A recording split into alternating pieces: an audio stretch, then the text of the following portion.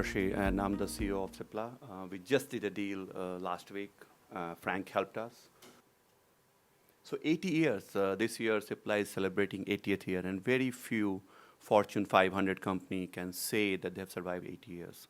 You know, Chris had 100 years, 1900, but it's 1935. Cipla started by Dr. K. Hamid. And today, we are $1.8 billion, 60 doses formed, 20,000 plus employees, 35 manufacturing facilities in India, a lot of products, and a lot of countries, 150 countries we service. So when I joined 2 years ago as the head of strategy, I was with PepsiCo in US for a long time. I didn't have to work on entry-level strategy. Guess what? We are already in that country. Now I started looking at, you know, how many countries we will focus on, how to do the right resource allocation. Those are the conversation, not about entry market strategy. Sorry.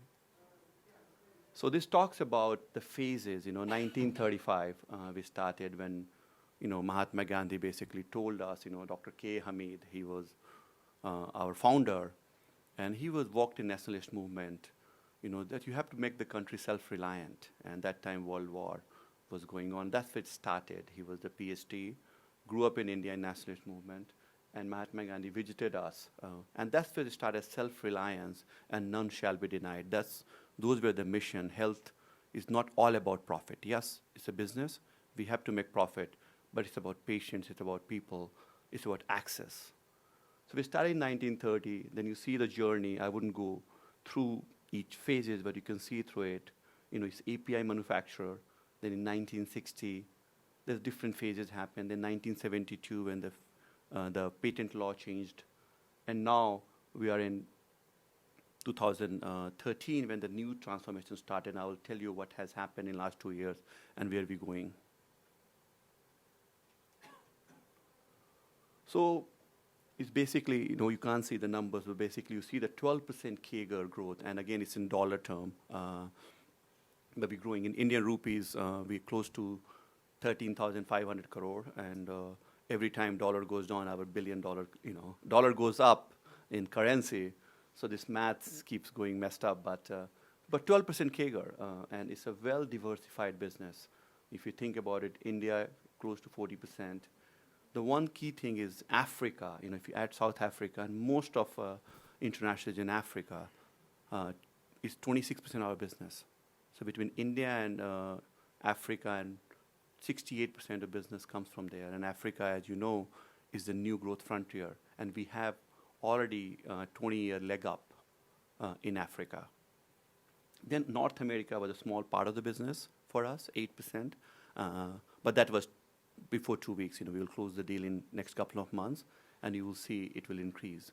So transformation, what has happened in 2 years? So 2 years ago, we were mostly Indian player. We are number 3 in India. We are number 1 still in organically. You know, we could pre any deals like Sun Ranbaxy and Abbott Piramal. If you take those deal out, those 2 inbound M&As, we're still number 1. But what we did basically is 1.5 billion, now it's 1.8 in 2 years. Our market cap was 5.5 billion, now it's close to $9 billion. Business model before was local Indian manufacturing, and outside was B2B through contract manufacturers. So what we have done in 2 years is we have signed deals with those, because most of the pharma IPs, MAs, dossier, all were in their name, in partner's name. So if you think about it, you have 38 plant in India, you're servicing to your suppliers. What if something happens to him? Then you have the cost-based business goes away. So we have de-risked that business in last 2 years, around $700 million, by doing JVs with them. Some we're acquiring 100%, some we're changing the partners and changing so that we control the value and we increase the value. We go up in the value chain. And those are things that are rewarded in stock market performance. And then manufacturing was only India, but now we have in South Africa. You know, most of the countries also, they're going where India was. They're also focusing on localized manufacturing. And since we were founded with self-reliance, make the country self-sustainable, we believe in that. And that's a great business model, because most of the private and tender market, they give you value, and preference if you manufacture locally. So this is the three pillar, when we joined 2 years ago, and we started professionalizing. Subhanu Saxena, he was the MD, and then I joined last year in June, 2 years ago in June. We put it three pillars will be the Cipla's growth. One is home market, India and Africa. We did a first M&A of around $500 million when Frank was other side in South Africa. But those two markets, as I said, 68% in those two markets. We have a great presence. We have 10,000 sales force in India. And we changed the story. Cipla was known for patent, that we fight patent and all. We changed from patent to access. It's about access. And access is not a third world problem anymore. In US, in UK, as demography, they're getting older, it's a first world problem now. Healthcare is a first world problem, not a third world problem anymore. And so that's where in these markets, when we said with MNCs, I worked in MNCs, Subhanu worked in MNCs, we said it's not about fighting, it's about access. Your product, our go-to-market, our distribution system, let's marry. And we did a lot of in-licensing deals in these two markets. It gives access to the patients, affordable medicines, and it's a business case for them, to reach to hinterland of India. You've just read where India middle class is going. It gives them benefit too. And that's the reason we have signed with MSDs, Teva, in those two markets. So those two markets, India and Africa, we have our own front end. We're doing deals, in licensing deals with them. Then developed market, as we said, US was mostly B2B business. And we put a strategy that we don't want to be, we will be a diversified company. We won't put more than 20% in one market. You're seeing what's happening with other pharma peers because most of the business comes from US. So we cannot, our goal is to keep another 80 years for Cipla. That's the message we have been given from Dr. Y.K. Hamid. He's an icon, Yusuf Hamid. He's the son of Dr. K. Hamid. He's still our chairman. So he gave us that axe that we want this company for next 80 years.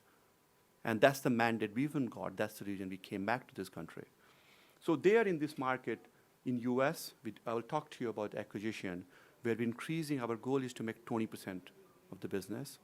So Cipla will become around $2.5 billion post this deal, $1 billion in India, and I'm doing the salesman math of 60 rupees a dollar, $1 billion in other emerging market and Africa, and then $500 million in Europe and North America. And that's a good mix to have, and you'll have a lot of growth coming. And we have done one M&A, but we'll do more partnership, buying A&Ds kind of M&As in Europe and in US. An emerging market, as we said, we have this nucleus of 20 markets. Sri Lanka is a small market, but we are number one player. We have more than 8% market share. Yemen, we have more than $50 million business. So Cipla stand by people, stand by the patients. We have to go there.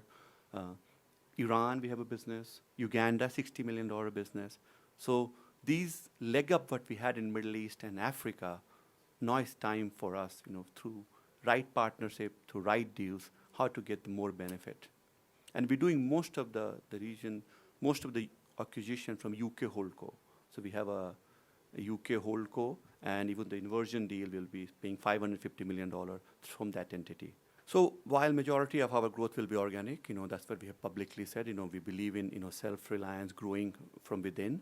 But we will do, M&A will be an integral role where we can increase the access quickly. We can get into a country in a therapy quickly, and so we will do M&A. We have a strong balance sheet. US will be now 15% of our business next year in pro forma. Portfolio, as I talked about, brand and acquisitions, and also manufacturing footprints.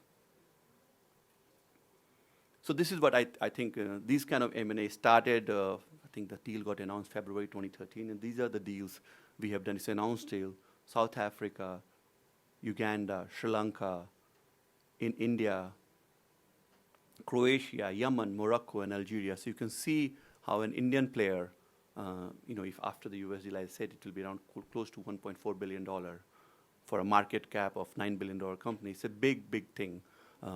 But that gave us, we can capture the true potential of the market, and it's a select M&As. Most of the growth is still organic, focused M&A, but that helps us capture the value chain.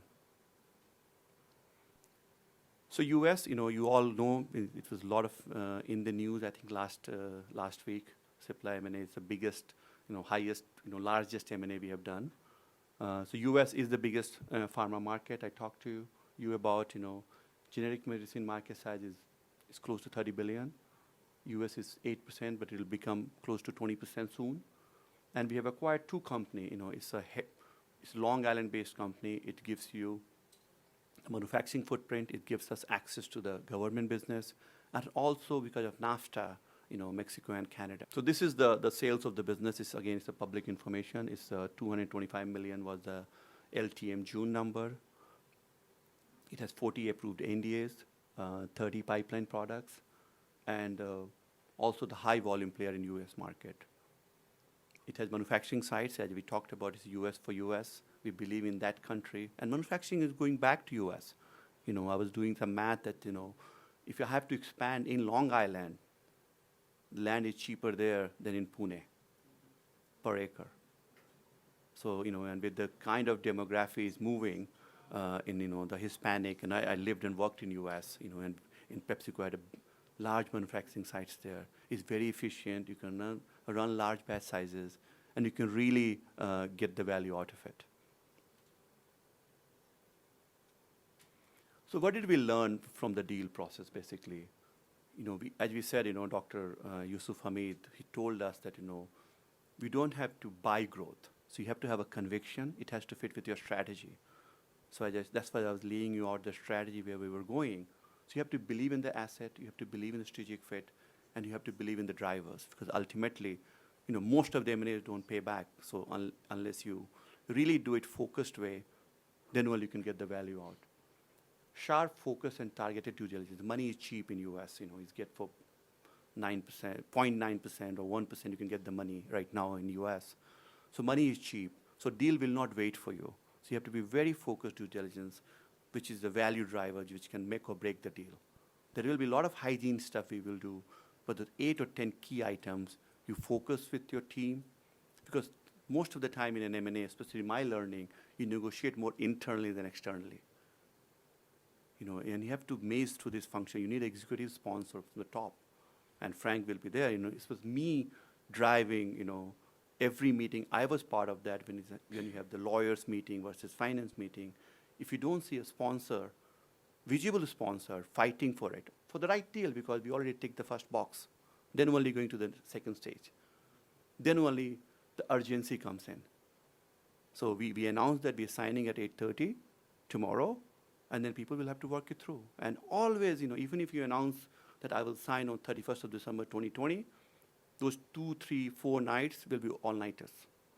It always happens. It was an all-nighter for us, but it was announced to the team, not to the outside world, and we managed to pull it through. You have to have, it took us like 8, 9 months to complete this deal because the promoter group was hetero from Hyderabad.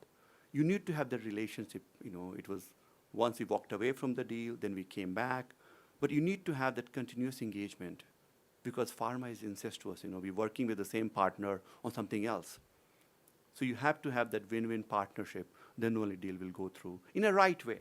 Because the integration, you need those employees. You have to retain those employees who didn't know Cipla before. So those are the key factors we have learned.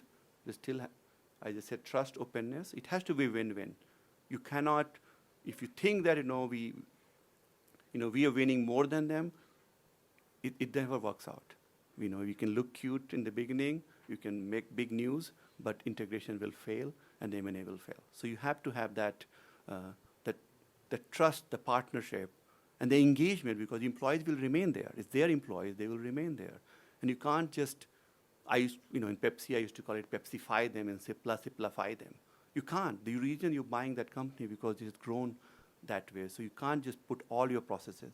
There has to be some linkages. So integration is key, and our work is cut out, based in Mumbai, integrating a company in Long Island. But we are looking forward to it. Thank you.